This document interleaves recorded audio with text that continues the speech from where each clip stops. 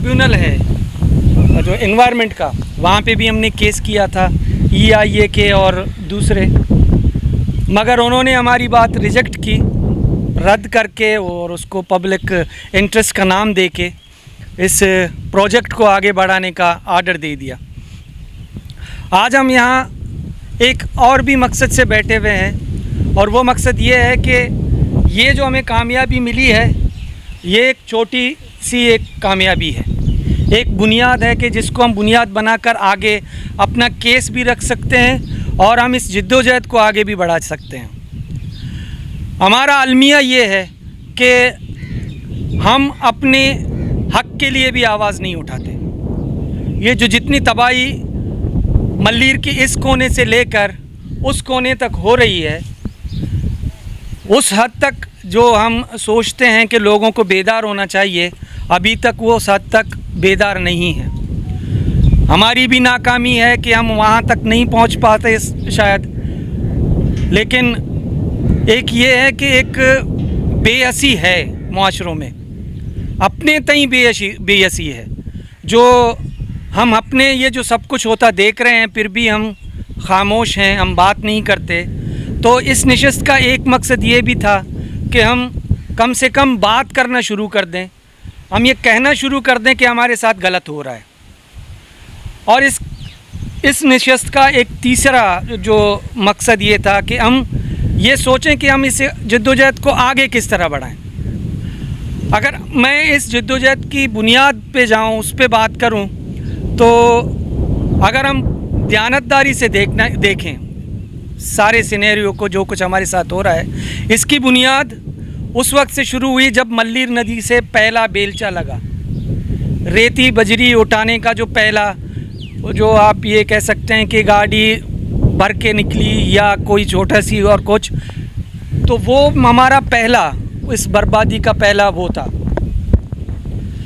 वो बुनियाद बना। और उसके बाद यहाँ से रेती बजरी उठाना शुरू हो गए।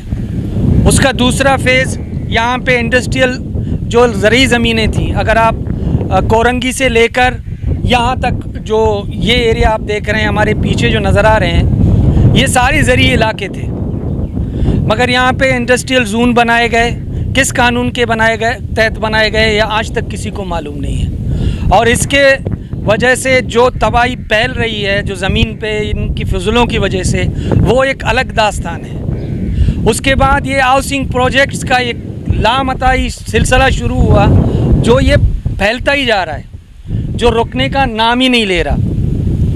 फिर बैरिया टाउन, DHA, मैं समझता हूँ कि ये जो बैरिया टाउन और DHA है, ये एक बड़े स्केल का है, बड़े स्केल की तबाही है, जो वो आज खीरतर नेशनल पार्क तक पहुँचे हैं। और मल्लीर एक्सप्रेसवे जो आज बनाया जा रहा है, वो सिर्फ़ और सिर्फ इसीलिए बनाया जा रहा है कि DHA और बैरिया टाउन को कनेक्ट करें डिफेंस और क्लिफ्टन से। यानी कि मल्लीर एक्सप्रेसवे का नाम देकर मल्लीर वालों को ही तबाह किया जा रहा है।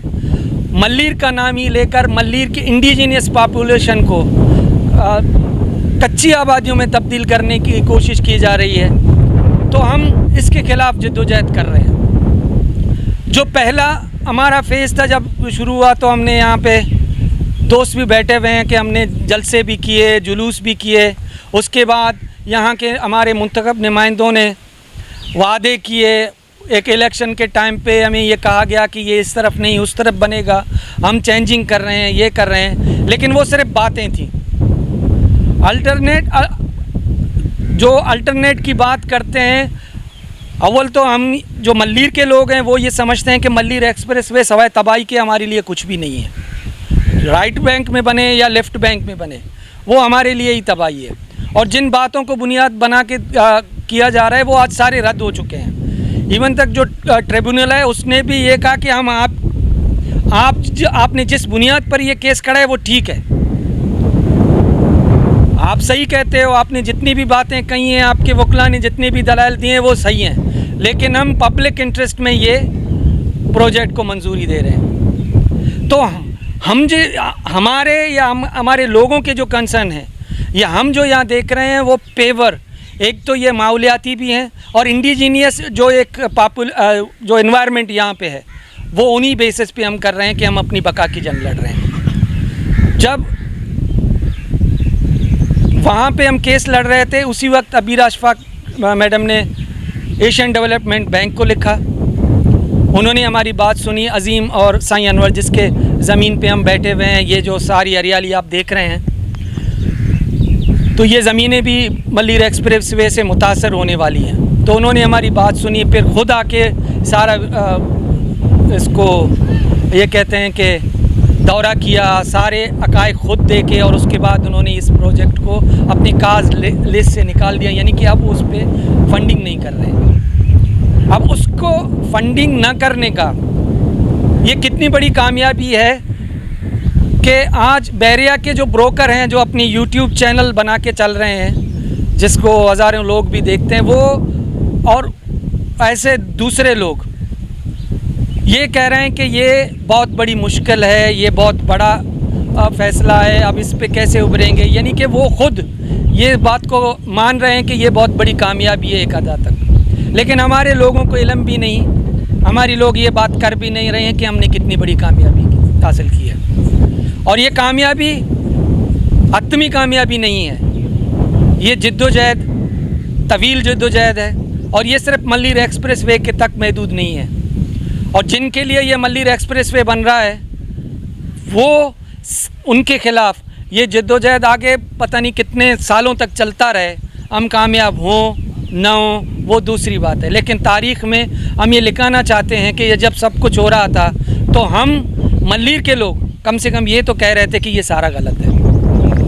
अब अगला प्रोसेस ये है कि हम हाई कोर्ट में उस ट्रिब्यूनल के केस को चैलेंज करना चाहते हैं। उसमें वो लोग जो अपना वक्त भी दे रहे हैं, अपना मेहनत भी कर रहे हैं, कागजात तैयार कर रहे हैं, वो उनके लिए, और जो एशियन डेवलपमेंट में जो जिन्होंने ये मेहनत की उनके लिए तो हम आज उनको इज़्ज़त दे रहे हैं। लेकिन आगे जो मरहला आएगा वो उनके लिए भी मुश्किल होगा, हमारे लिए भी मुश्किल होगा। इमरान हमारे एडवोकेट बैठे हुए हैं जो एक सब कुछ वो मॉनिटर भी कर रहे हैं, उनके साथ जुड़े हुए भी हैं। तो हाई कोर्ट में जब हम एक पटिशन दाखिल करते हैं तो उसका सिर्फ फोटो कॉपीज़ के जो अभी हमने देखे हैं, तो सिर्फ एक जो EIA के जो रिपोर्ट उन्होंने शाया किया, जो उसका जवाब भी हमने दिया है, उसके कॉपीज़ की कीमत 32,000 रुपये बनते हैं। आगे कितने कॉपीज़ बनेंगे ये सर खालिक जो भी जानते हैं, और जितने भी यहाँ पढ़े लिखे लोग हैं वो भी जानते हैं। तो बहुत सारा कुछ हमने मैनेज, हमारे दोस्तों ने मैनेज किया, ये नहीं कि मैं, लेकिन हमारे उन दोस्तों ने ही मैनेज किया हुआ है और वो कर रहे हैं। मंडे को हो सकता है वो फाइल भी हो जाए, केस साइन हो चुका है, अब फाइल भी होगा मंडे के दिन। तो उसके लिए भी हमें आप सब की ज़रूरत पड़ेगी कि हम इस जद्दोजहद को आगे बढ़ा के लेके जा सकें और इस हवाले से हम काम कर सकें।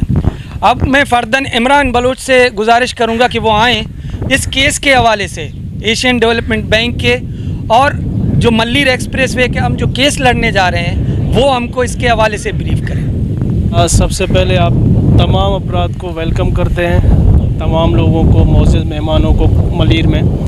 कुछ इस तरह है कि एनवायरमेंटल ट्रिब्यूनल में हम लोग इंडिजीनियस राइट्स अलायंस और शब्बर साहब जो हैं उनकी कोशिश से हमने एनवायरमेंटल जो ट्रिब्यूनल है वहाँ पर केस फाइल की थी, अपील फ़ाइल की थी। हमारी अपील जो है और ना रिजेक्ट हुई है ना अलाउ हुई है। ये मेरे ख्याल में अदालती तारीख में पहला ही फैसला है जो ना रिजेक्ट हुई है ना अलाउ हुई है। और हमारी जो कंडीशन थी वो उन्होंने कुछ एक्सेप्ट किए हैं, कुछ को उसमें एक्सप्लेनेशन दी है कि ये ट्रिब्यूनल में जो अपील पेंडिंग थी ये हम इस पर्पज़ के लिए उसमें ये मल्लीर एक्सप्रेसवे को अलाउ कर रहे हैं तब पब्लिक इंटरेस्ट मौजूद है। उसके बाद हमने अपील के लिए सिंध हाई कोर्ट में तकरीबन तमाम डॉक्यूमेंटेशन प्रोसेस है वो कंप्लीट किए। इंशाल्लाह मंडे को ये फ़ाइल की जाएगी। शुक्रिया इमरान भाई।